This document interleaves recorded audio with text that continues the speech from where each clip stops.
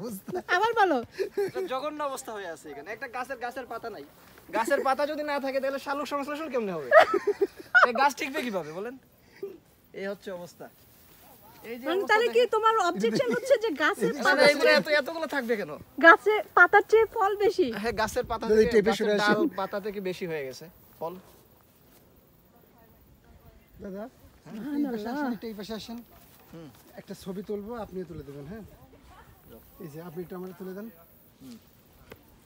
তুলতে থাকেন, ক্লিক করতে থাকেন। হ্যাঁ, ক্লিক করতে থাকেন।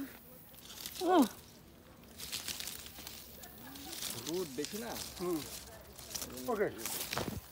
না, আমার এটা তুলো।